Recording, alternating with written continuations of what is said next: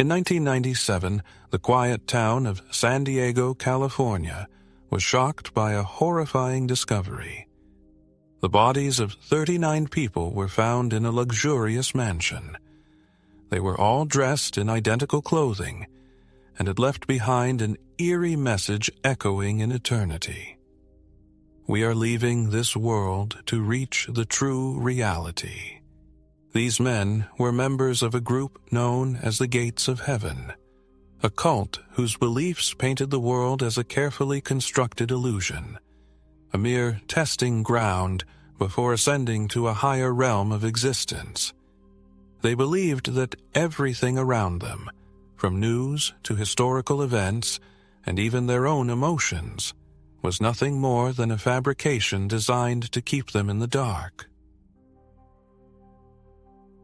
Such ideas may seem crazy until you realize that this is far from the first time in history that humanity has questioned the true nature of reality.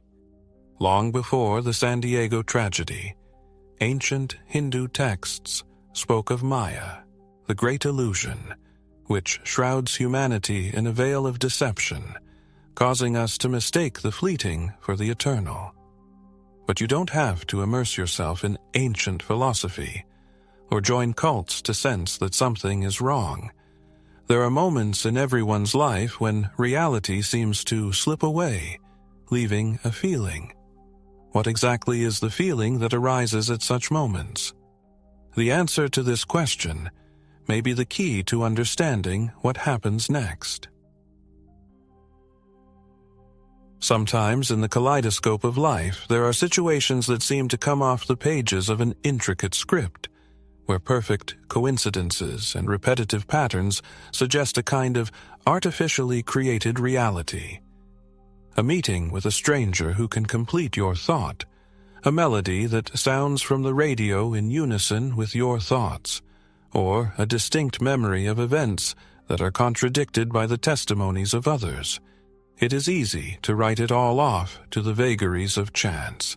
However, when immersed in such phenomena, one can't help but feel a growing uneasiness.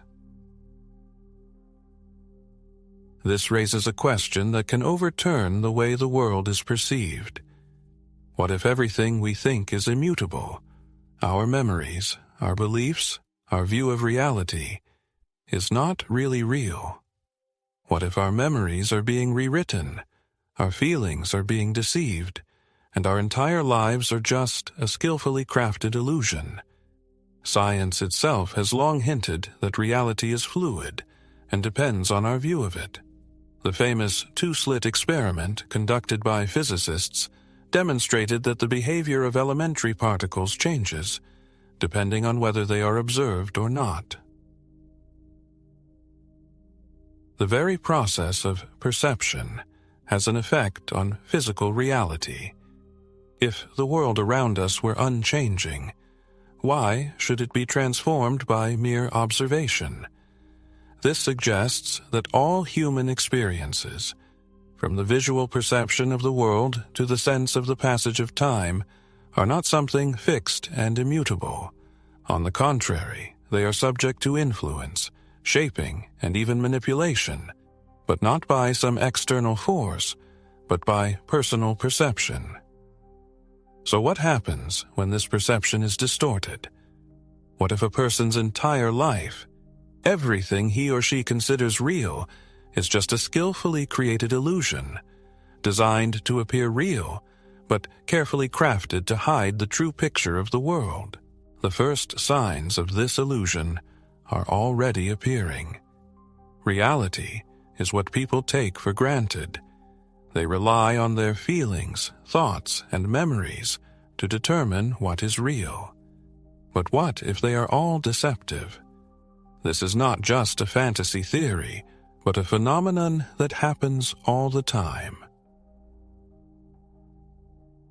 Consider, for example, the phenomenon of human memory.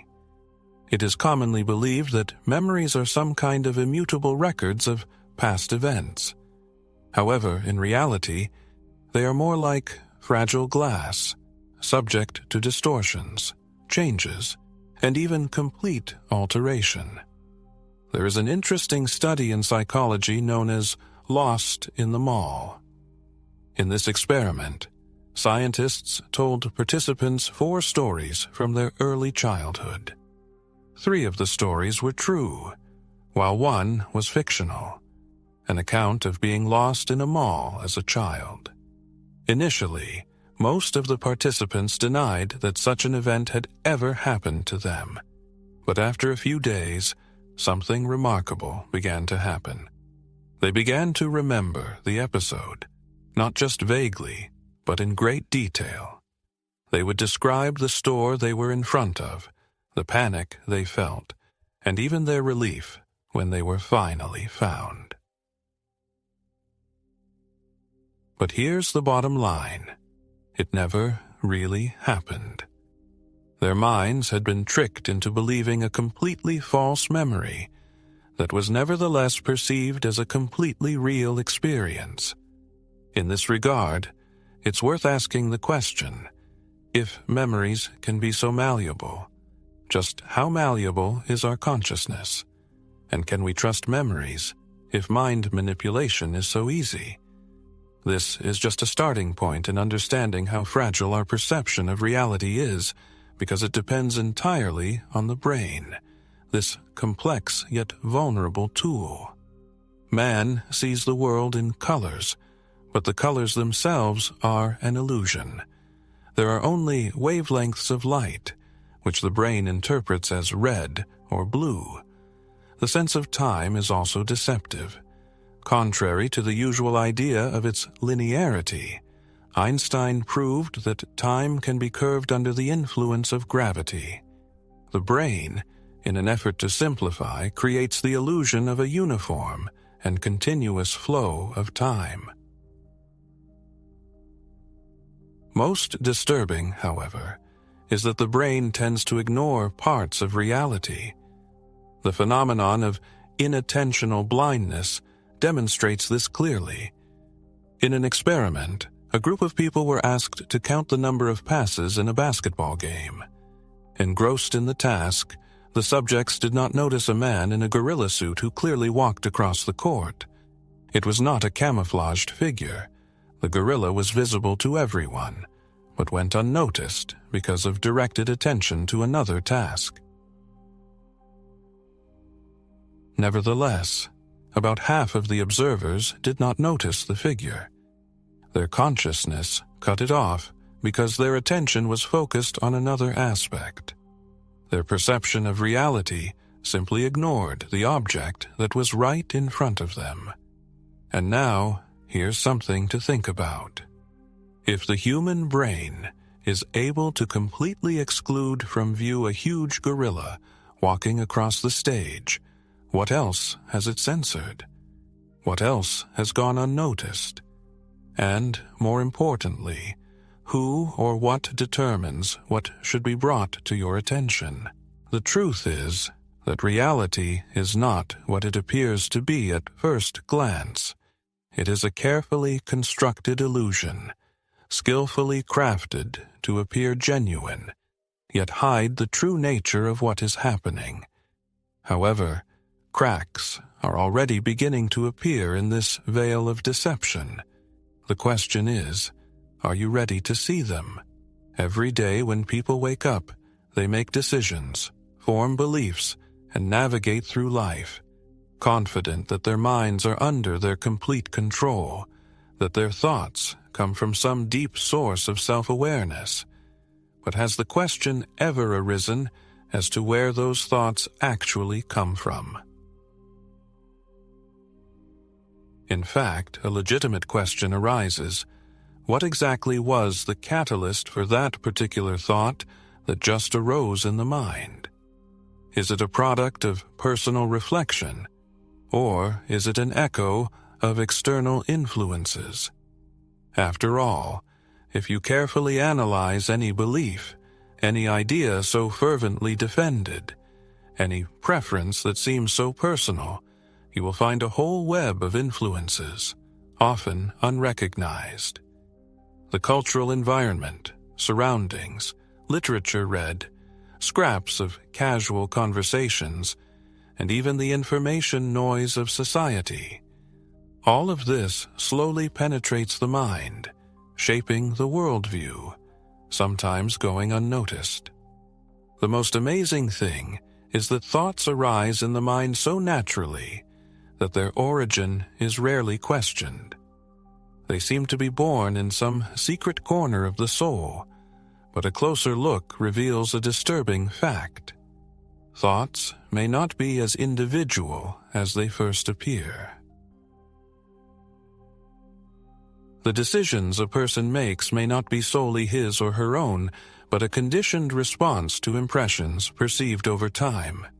It is likely that the beliefs he most fervently defends, his values, likes and dislikes, and even his sense of self, are not the manifestation of a deep inner truth, but merely the result of repetition. In that case, what does it mean to be oneself? Has man ever considered how much of his reality is borrowed, not stolen or imposed, but imperceptibly absorbed, like water seeping into a sponge? He was born into a world that already revolved around established systems, traditions, and beliefs that existed long before his first breath. These systems were not chosen by him. They were simply inherited. At some point, however, he began to believe that they belonged to him. It was worth thinking about something as simple as his name, which seemed the most personal and inalienable. But even it wasn't chosen by him. It was given to him before he even learned to understand words, and all his life he has reacted to it, forming his identity around that designation. Imagine a situation where you were given a different name from birth. Would you feel like you were a completely different person? Now, let's expand this concept beyond just a name. What can we say about the language you speak, the way you think, the values you profess? After all of this is not the product of your personal creativity, but the result of years of influence, repetition, and reinforcement from the outside. And here comes the question that begs the question. If every belief, every fear, every preference has been embedded in your mind, what part of you truly belongs to you? Neuroscientists have made a surprising discovery regarding the decision-making process. It turns out that when a person believes they are making a conscious choice, their brain has already made a decision a split second before that realization comes to them. In other words, the thoughts that arise in your head, the opinions you hold, the actions you take, originate not where you used to think. Your brain is constantly processing the incoming signals, shaping your perception of reality. Before a person even has a chance to ask a question, a carefully crafted answer is already waiting for them. It is like a skillfully written script that is mistaken for free will. The situation seems to be under control, but in fact, the individual is only obediently following its course. And if this is indeed the case, what part of his being is authentic? If thoughts arise spontaneously before a person has time to think them through, and personality is formed from elements that were never consciously chosen, who or what is really in control? Let us imagine an awakening where the memory of the past has been erased. There is no name or identity, only pure, unclouded awareness. When one opens one's eyes, one begins to know the world anew, free from the burden of history, prejudices, fears, and expectations. And then the question arises, would he still be himself? This question is not just a speculative exercise. It goes to the heart of what is commonly thought of as identity. It is common to think of the self as something fixed, an unchanging core of identity. But reality, refutes this notion. Everything that makes up a person is a complex construct, a collection of memories, experiences, and more. Circumstances that have shaped the personality throughout life play a key role in the formation of a person. Scientific research shows that the human body undergoes continuous changes. Practically every cell of the body is renewed during 7 to 10 years. Thus, the physical embodiment of a person from 10 years ago no longer exists. Skin, internal organs, and even brain cells are gradually replaced by new ones. In this connection, a natural question arises. If the body undergoes constant metamorphoses, and thoughts are subject to changeability, what remains unchanged in a human being? It is worth thinking about the beliefs that a person shares at a given moment. It is likely that 5 years ago, he would not have agreed with all of his current views. It is quite possible that 5 years from now, he will be critical of his current beliefs. Thus, if neither body, thoughts, nor beliefs have permanence, what constitutes the essence of a person? This question becomes even more intriguing when we look at cases of dissociative identity disorder, formerly known as multiple personality disorder, where one person exhibits multiple identities. Let's imagine the following picture. Two people of identical physical structure encounter the same allergen. One of them develops a violent allergic reaction, while the other remains completely unperturbed. This simple example clearly demonstrates that our perception of reality is not just a passive reflection of the external world, but an active process shaped by our minds. If we assume that the reality of each of us is a dynamic, ever-changing construct created by our minds, then a legitimate question arises. Who, then, is the observer of this continuous flow of thoughts and sensations? Perhaps we are not simply generators of thoughts, but rather pure awareness, witnessing their arising and disappearing. Perhaps our true nature lies beyond our beliefs, past experiences, and even our name, in some deeper and unchanging realm. Reflecting on this can dramatically change the way we think about ourselves and the world around us. To delve even deeper into this topic, let's turn to neurobiology, specifically the theory of predictive intelligence. This concept states that the brain is not a passive receiver of information from the outside world. Human consciousness actively shapes the perception of the world around us, rather than just passively reflecting it. At every moment we look around us, we naively believe that we are seeing the world as it is. However, in reality, the brain is constantly busy predicting reality ahead of direct experience. It retrieves past memories, established patterns, and personal expectations from the depths of memory to construct a coherent picture of the world before the senses have a chance to confirm it. Thus, what a person perceives as reality is essentially the most likely assumption that the brain makes based on pre-existing beliefs. This fact explains a striking phenomenon: why two people observing the same event can perceive it in completely different ways. For example, a person who grew up in an atmosphere of fear will tend to see threats everywhere, while someone who grew up in a loving and caring environment will notice expressions of kindness in the same situation. Similarly, a song that previously evoked no emotion may suddenly touch the heart and bring tears.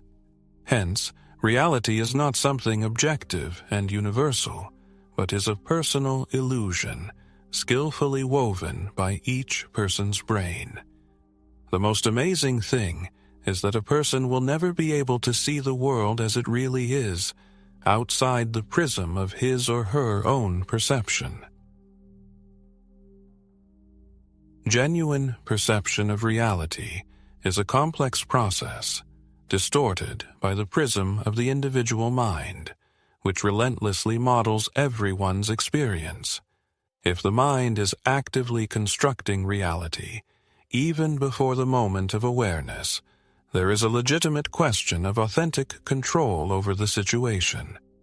When every thought, every response, and every belief is merely an echo of the past that predetermines the perception of the present, one doubts the autonomy of one's decisions. Isn't it just a repetition of a script written under the influence of years of experience, conventions, and unconscious assumptions? This realization may seem frightening, but in reality, it opens up new horizons of freedom.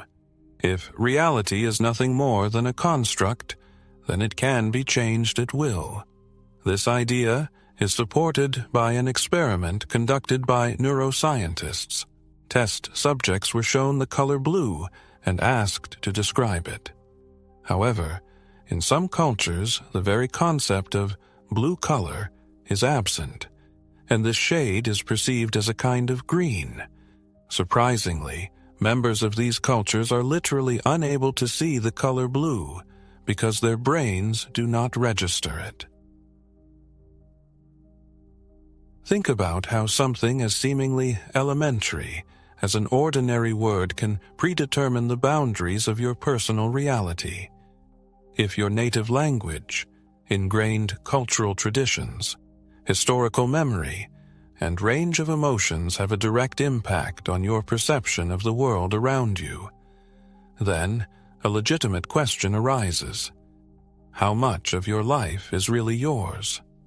The truth is that reality is a complex construct created by your mind, not just a passive reflection of external circumstances.